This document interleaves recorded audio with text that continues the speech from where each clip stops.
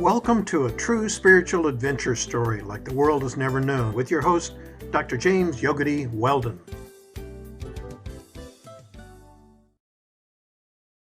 Good day, this is Dr. Jim Weldon Yogadi speaking to you from Heavenly Mountain in Boone, North Carolina. Our community, which is dedicated to bridging the gaps in our understanding between the different traditions of the world and opening a door for us to live a fulfilled divine life. This is the final episode, but not the end of the story behind the greatest story ever told. Because life is vast, it is long, and it is so much bigger than anything we could ever imagine. I began my story as a child, a baby, like all of us, that came in not knowing its past, but something began to peek through. And in the foreword of my first novel, Living the Enlightened Life, I tried to explain this in the dedication there. And let me just read it to you, because I'm really tying all of these novels together and opening a doorway for the future for many. I hope you've enjoyed my story of the life of Jesus. I think that it really opens the possibilities of many of us to live a christened life, which is, of course, is what we would like. But in that first novel, I begin with a dedication saying, life is a mystery. Where we come from and where we are going, isn't it amazing that we arrive one day in this world and in a moment forget this universe is ageless, and so are we. Like huge icebergs, we drift through time as our rough-hewn edges slowly melt away, until finally we might disappear into the ocean of life all around us. Where do we come from in the distant past? And what is the cosmic plan for our future? All of this is, for most of us, a mystery. My book, Spiritual Adventure Novels, are dedicated to revealing that mystery. The first one, Living the Enlightened Life. The second one, The Rise in Adventures with the First World Teacher. And the third one, the story behind the greatest story ever told, the true full life story of Jesus. And it reveals mystery in those pages and in those words that we are all on a great journey, a spiritual journey to fulfillment, to divine love. I've lived my life in the grace of great spiritual masters, teachers, and now it's the time for me to tell that story. So that's how I begin. So what is the divine life? What is enlightenment? How is it attained? What are the experiences that might come along the way? What is the common journey that we all are traveling on, whether we know it or not?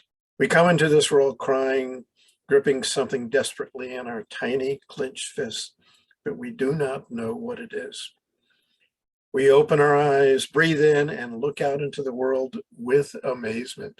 After a little while, and it really is a short time, our final exhale comes, and we feel that in that moment, our whole life was just an instant in time. We breathe out, and this time with open palms, leaving everything behind, our wealth, our family, our body, and we are gone. At that moment when we pass, if we have lived well, those about us now cry like the baby we once were. If we have lived the true divine love, the enlightened life, the christened life in this life, and we've fathomed the wisdom within us and brought into this world some of the love that we are made of, then we will have accomplished something. Then we carry that attainment and that love that we have been given along with us. Really, nothing else matters. Whether we know it or not, this journey that we've all been on is the most important thing, the only thing that's happening in this life. When I began this well over 30 years ago now, I waited because I wanted to speak only the truth. I waited so that those that would read and hear these words would feel the truth of direct experience and know that there are really answers to life's deepest mysteries, and that there is a way to find and live only in the heart of love. May only the truth be spoken here. That was my promise when I began. May you see in these words and find the light of your destination soon, and take the journey from untruth to truth, from darkness to life, from death to the shores of immortality, and always live in peace and fulfillment. 70 something years now. I feel that I fulfilled that. First started writing this story of how to live an enlightened life. I just was wanting to give an expression to what I passed through. And I thought perhaps if I put that down, I could move beyond it. But I didn't move beyond it. I moved into it. And I did struggle like every individual. In all of my novels, share that with nothing hidden whatsoever. And at the end of this third novel of the life story of Jesus, he did come into the world to bring grace to us. He did come into the world to help free us, but the full story of his life was not known. And how he became the christened one was also not known. This third novel shares what happened. And since that time, over 2,000 years now, people have been crying and waiting in the hope that he would return. Well, now you know that we have not been left alone ever for a moment. This universe, which loves us so dearly, the air would not even go into your lungs if you were not loved. You wouldn't stay on this planet if this planet didn't love you. You don't keep this body alive. You don't repair it. You don't heal it. You don't really know how it operates, but somehow that divine grace and love is continuing our existence here every moment. And of course, what is precious within us, what is eternal within us, is never lost and is never diminished. The true life story of Jesus shares that, and shared how he became christened, united with the Father, the Mother, the source of this existence. And so at the end of this novel, I found myself looking for our present time and looking to the future. What would he have for us? I would say we also have to take that same path. And what is that path? Service, devotion, and putting his whole life into the work of the gifts he was destined to bring into this world. And what was that? Inspiration, love, and grace, and a way out of the limitations in this life to the kingdom of heaven. Is there a heavenly kingdom? Yes, there is. It is actually within you and all around. And he didn't gain that attainment by no work. He studied for many years, and now you know, if you've listened to the full story, many lifetimes, and so have we. Just as he became christened, he became a vehicle for the grace, the love, the healing, the blessings. We can do that as well, but it requires proper guidance. The story that when he was quite young, the three wise men were sent from the east to tell him to go to study in the great land, which is now India, is true. There's documentation that shows that he traveled to there, back from there in his 30s, was trained.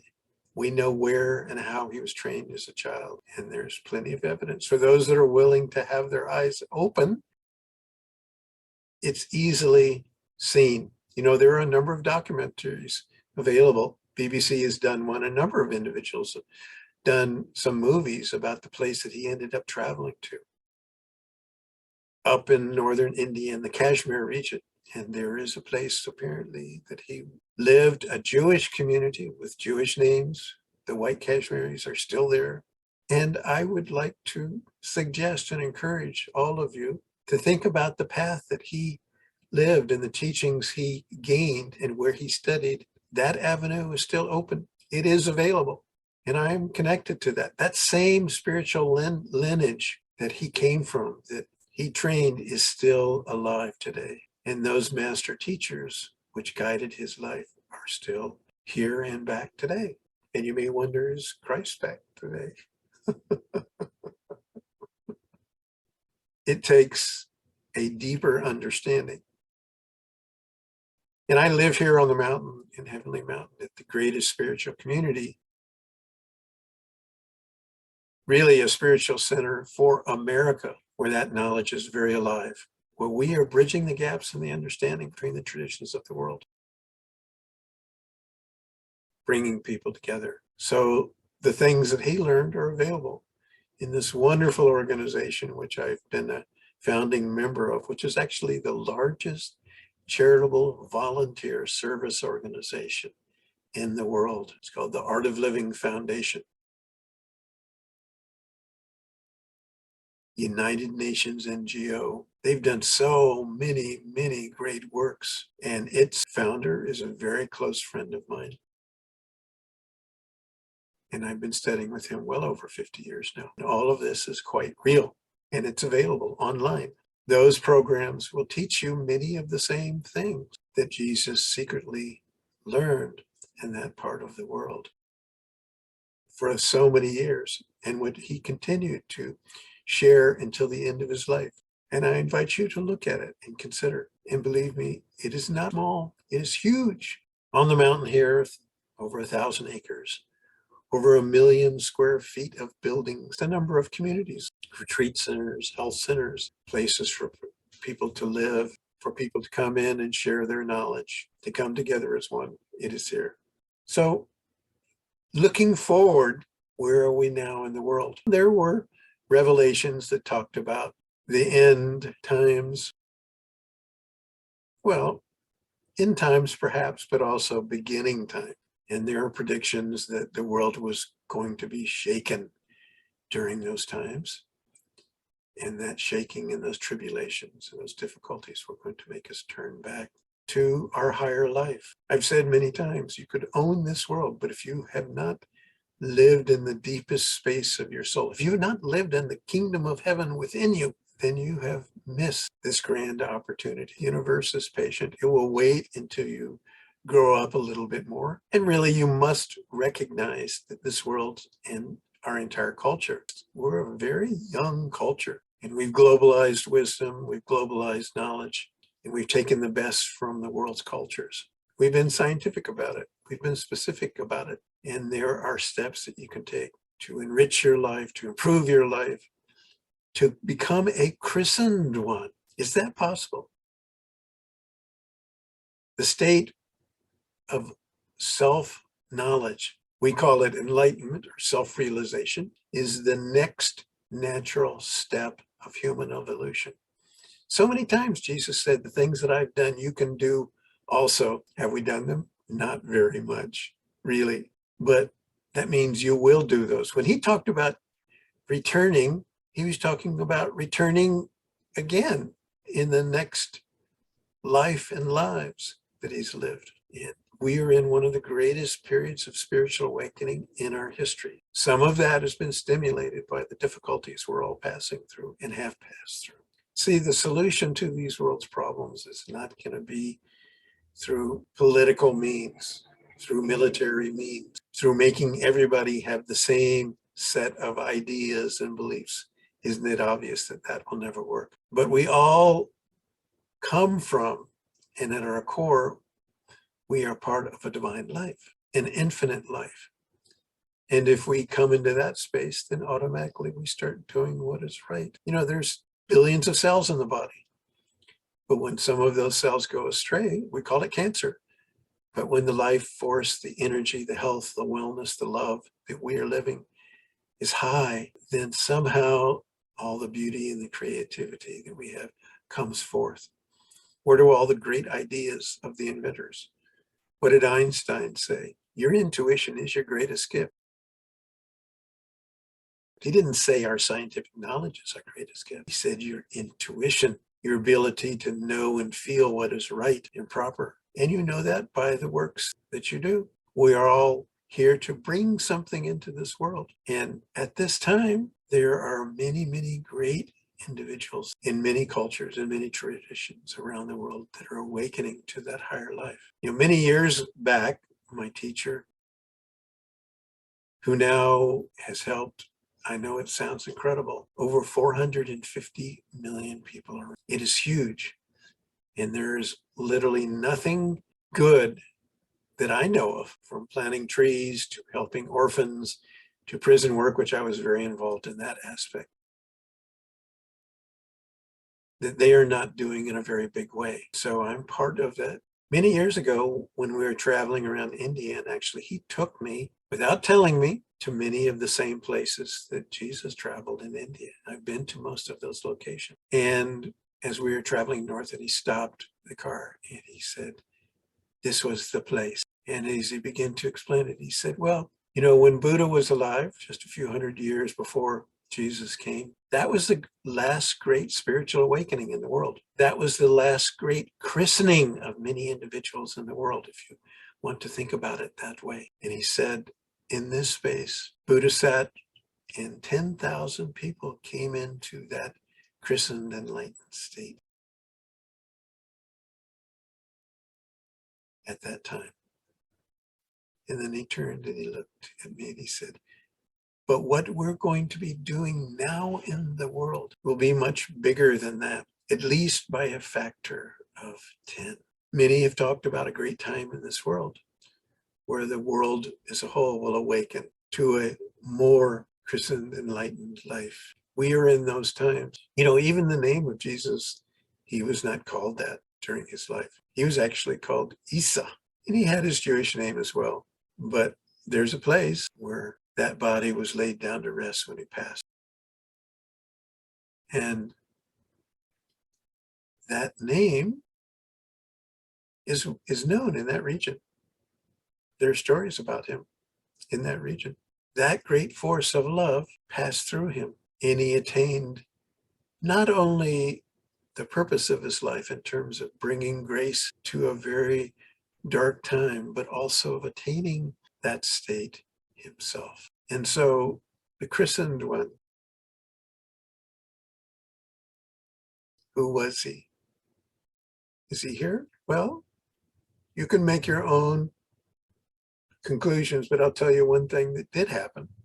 Many years back, this organization had a retreat center in Canada. And one Christmas Eve, Sri Sri began to share the story of Jesus. And it was an inspiration for me. But then he said something surprising. He said, he's back. He's been back in our organization. And I wondered about that. He even told us where and when. But the point is, we can become like that. The attainment that he spoke of, the love that knows no limits, a desire to do service to the world, the deepest prayerful meditative state where the heaven within is lived. So if it's really true, and I do believe it's the case, that there are going to be a huge number of individuals who are living the state that Jesus spoke about, what would that do as many of those begin to awaken to that state? If one individual achieving that could be such an inspiration, and really at the heart of every single spiritual tradition in the world that is living that divinity, it's the same attainment. But they talk about it in different ways. They have different means to come into that experience. What would that do? What would happen in the world? It would make a huge difference. Many years ago, my first teacher, the Maharishi Mahesh Yogi, who brought meditation to the West, he would do studies where he would take large groups of individuals out into the world and just have them to come together in a communion, a meditation together.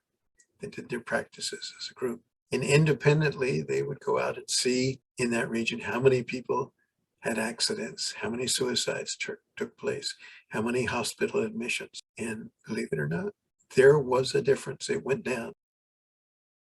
It was significant. And this effect of us coming together, not only individual, in groups, is very, very powerful. And now we can do that because of the web. Globally, this organization has events all the time where hundreds of thousands and sometimes millions of people join. So it's something to think about. So the door is open. We are in the end times, but we're also in the beginning times, and the sun is rising. in that great love which he sought to give expression to, that I've sought to give expression to, that I validated really in my first two stories. This is quite real, is open for you. So come back again. There will be more stories. This is Dr. James Weldon, Yogadi, full of gratitude, full of unbelievable love and grace. What you are seeking is what you are. In a lot of ways, it's kind of like a joke. We seek, we look, we go through so many things, seeking what is our very essence. And what a wonderful journey, and what a wonderful drama, adventure story it is. So all of this truly is the story and continuing story behind the greatest spiritual adventure story ever told. We'll talk to you again. Share this with your friend. Ask them to come and consider it. Go together. Be together with your friends. Come here and visit us on Heavenly Mountain. Again, this is Dr. James Weldon, wishing you all the best.